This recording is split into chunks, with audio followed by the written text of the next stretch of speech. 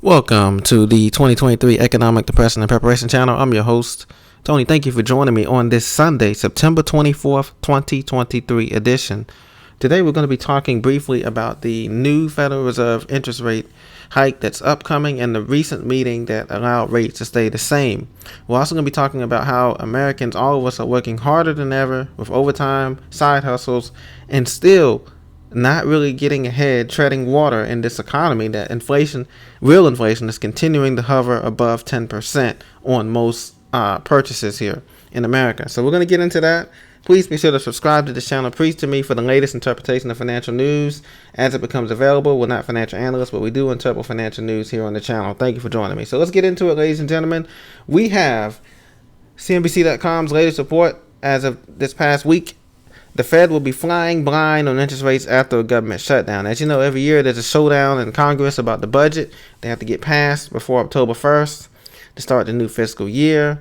And every year, different things, they have to decide what programs to cut or what are they going to keep. They have some different pork barrel. Each state has the pork barrel legislation. That means extra fat, extra things that they want from different congressmen and congresswomen for their states and for their constituents. But if they don't get that, then they hold up the bill. They hold up nominations for certain service members and high-end things of that nature too as well. So the government shutdown, if we do get past that, we pass it as a resolution, continuing resolution for 30 days, that can put pressure on this economy that's already been pressurized by the Federal Reserve interest rates. The target range right now for Federal Reserve interest rates is between 5.5 and 5.75%. They're anticipating that, if we do go into a shutdown, most time it only lasts a couple of weeks, a week or two or three, but that will be enough damage to cause inflation to continue to rise in this economy. So like I said, Americans are working harder and making less. All of us, whether middle class, lower class, upper class, everything in between. Everybody's got a side hustle. Everybody's working. And now the claiming in Market Watch is that workers need a universal basic income. And an angry middle class just might deliver it. So you remember the guy, Andrew Yang, former presidential candidate from last election, was saying that everybody needs a universal basic income. And they kind of have that in Europe. In some other countries through the tax system and things of that nature. But now in the U.S., they may bring those on because we've had thousands of people strike. As you know, three largest car makers, auto workers, the UAW, they walked off, and I believe those negotiations are still ongoing. But there's a lot of dissatisfaction or disgruntlement with pensions going away, with different raises going away. It seems like UPS was able to resolve their thing. We're giving their truck drivers a raise and all that, but other companies have not been able to resolve that, and so workers are looking at a strike coming up soon. And so we're working harder and making less, but that's always been the case, ladies and gentlemen, since the 1950s and 60s and 40s. Americans have been working harder and making less since the dollar. We're taking off the gold standard.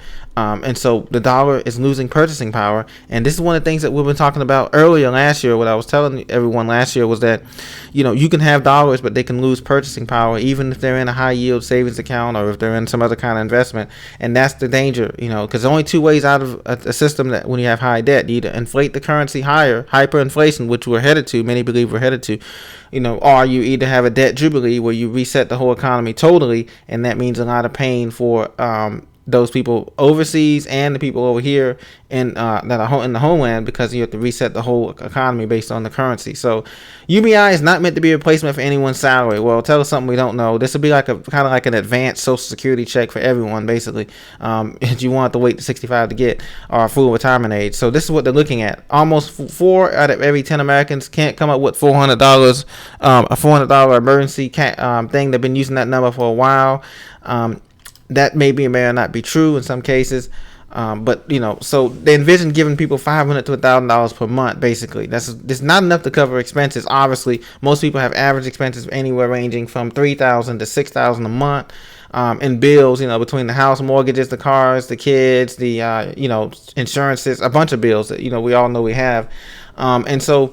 The UBI is compelling because they're saying they'd be able to pay this, but they won't be able to. They never say how much taxes will go up in addition to this. The companies never say, or the states and the federal government never say how much taxes will go up. Obviously, if we do go to a UBI, the article points out it's an important step in helping Americans weather the changing landscape. Unfortunately, taxes will go up with this UBI too, and that's going to be the problem here.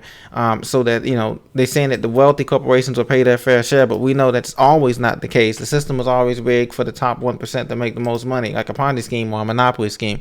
So that's not going to be the case. So your taxes are going to go up even if you're getting $1,000 UBI.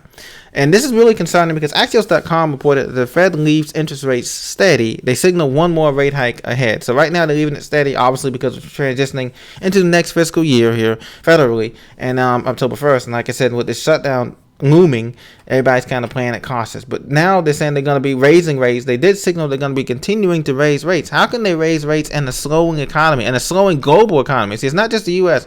Europe is slowing. China is slowing down. The developing nations, the BRICS, are slowing down, even though they're combining. Yes, they're combining. The BRICS are combining.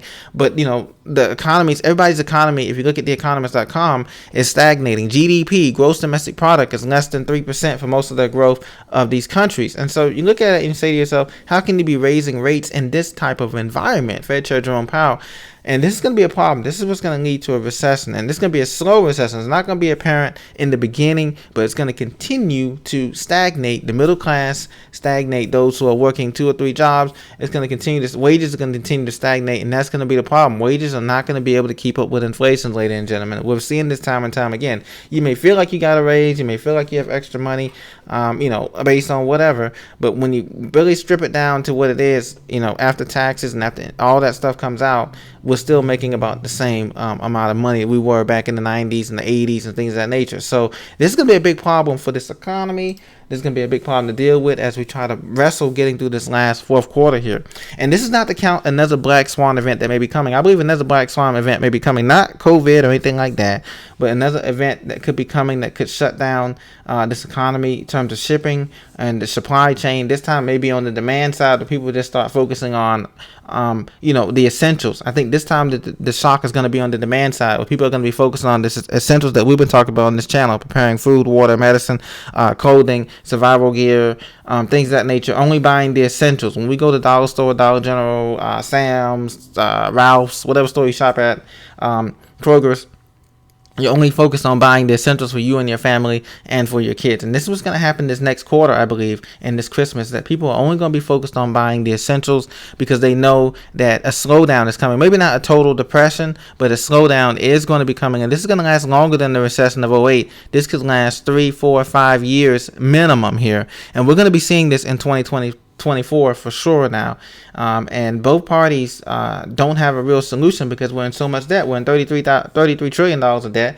And so, getting a new presidency or getting a new change of office is not going to be the solution for this. And this is going to require a total revamp. Remember, every 100 years, an empire or a country has to change their currency. They have to change the way of doing business. And we're seeing that now. Yes, there's AI coming. Yes, there's technocratic robotics coming and all of that.